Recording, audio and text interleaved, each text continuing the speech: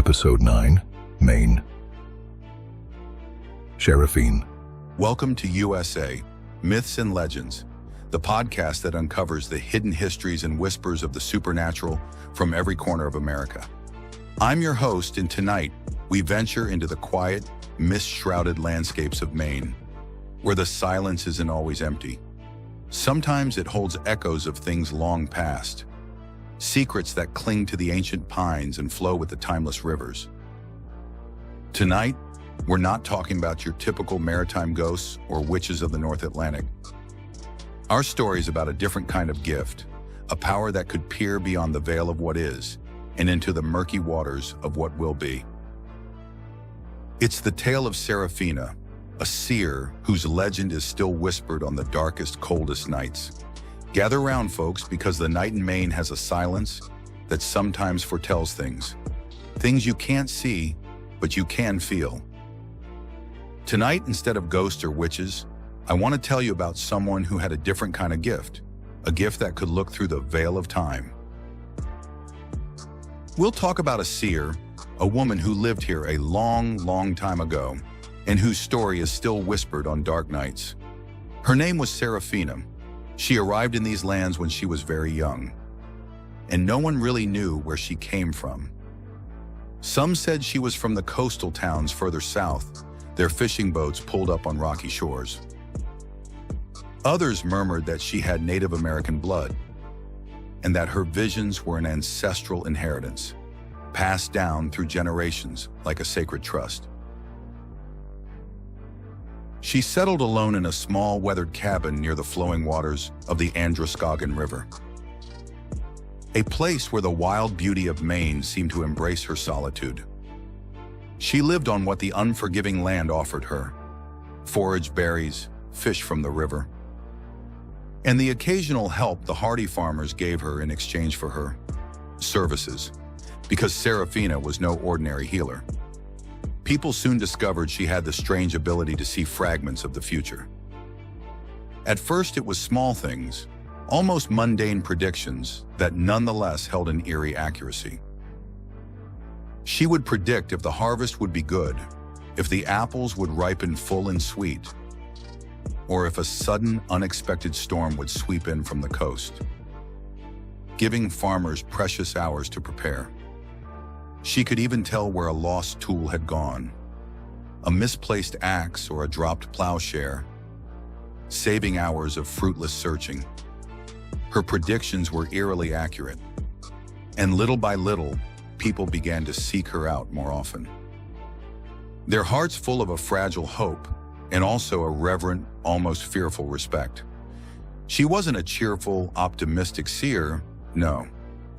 Her visions often left her pensive, with a profound shadow in her eyes, as if she carried the weight of time itself. She said the future was like a murky river, full of unpredictable currents and dark eddies, dangerous undertows that could pull one down. She could only see glimpses, blurry images that were sometimes difficult to interpret, like trying to catch mist in a sieve. My grandmother, she used to tell me about Seraphine. Said her eyes looked like they'd seen too much of the dawn and too much of the twilight. She never smiled wide, you know? Just a small, knowing kind of tilt to her lips sometimes. A particularly harsh winter fell upon the community. The snowfalls were relentless, piling up against doors and windows, burying the familiar landscape under a blanket of white. Supplies began to run perilously low, and the fear of hunger became a tangible, gnawing presence, tightening its grip on every heart. The town elders, their faces etched with worry and cold, went to see Seraphine, hoping she could offer some vision of how they would survive this bleak, endless season.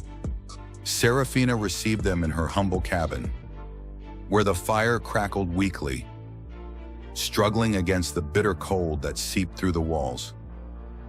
She closed her eyes for a long time, her face tense with the effort of her sight. When she finally opened them, her gaze was grave, filled with a sorrow that chilled them more than the winter air. She told them of a dark path ahead, of losses and sacrifices that would weigh heavily on their souls.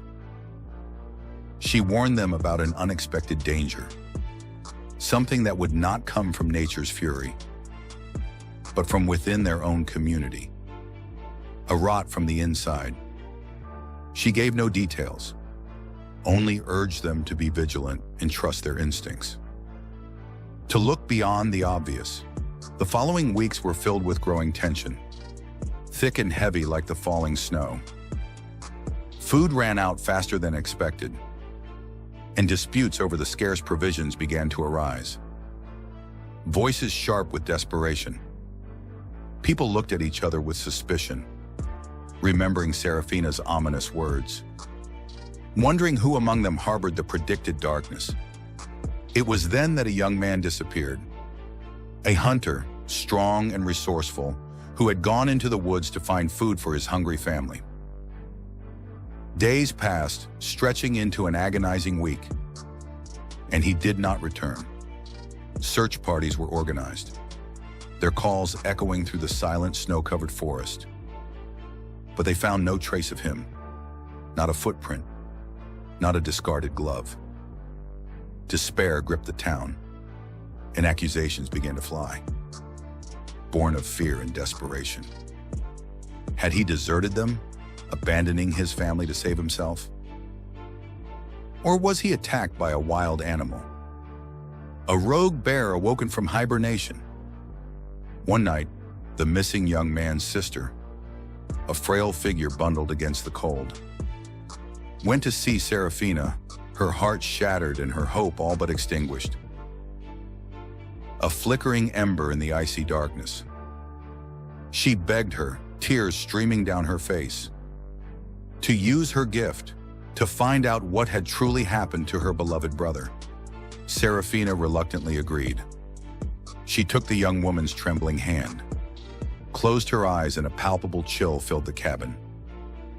After a long silence, she spoke in a raw whisper. She saw her brother not killed by beasts, but by another man from town, in a familiar dark place near the outskirts. She spoke of shadows and desperation, of a struggle, and then unnatural silence. Her words shocked the community. By another man, the sister cried, horrified.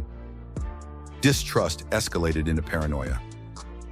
People began to spy on each other, recalling old grudges, seeking signs of the killer. Seraphina, disturbed, maintained she saw only the grim conclusion, not the full details or perpetrator's exact identity. Yet the seed of suspicion was sown. Days later, men expanded their search to an old abandoned mine, a place Seraphina had vaguely described as forgotten echoes.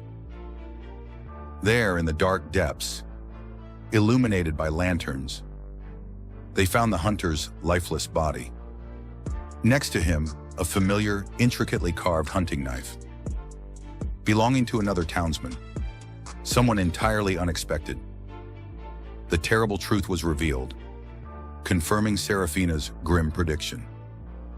The community was forever scarred, a stark reminder of the seer's unsettling power and the fragility of trust. Seraphina continued to live in her cabin, her gift becoming an even heavier burden.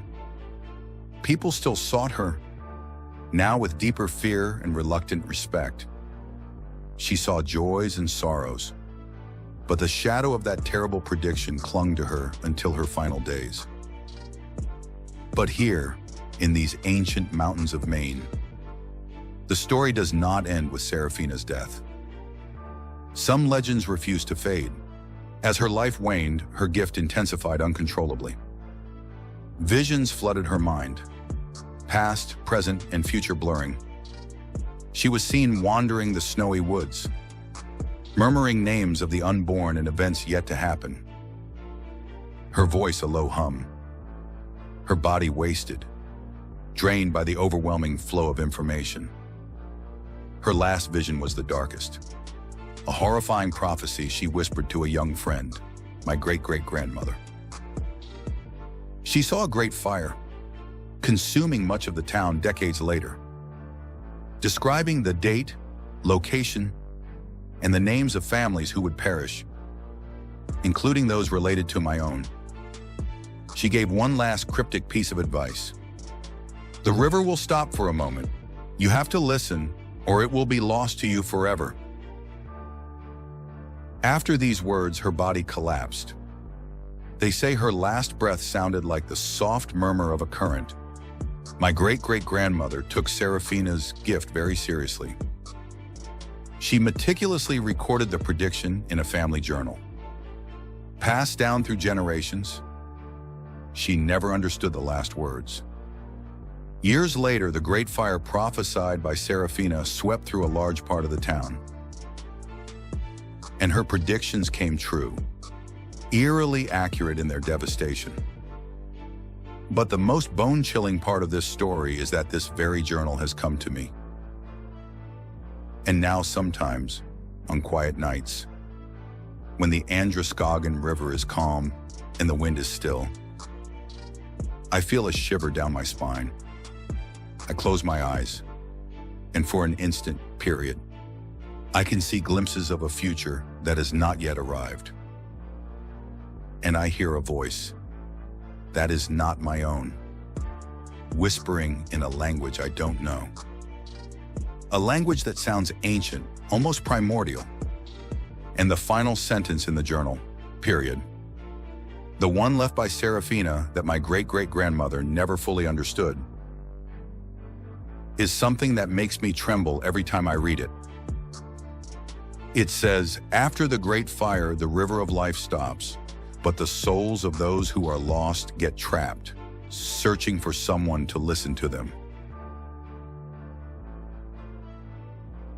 It's a strange thing, inheriting a family secret like that.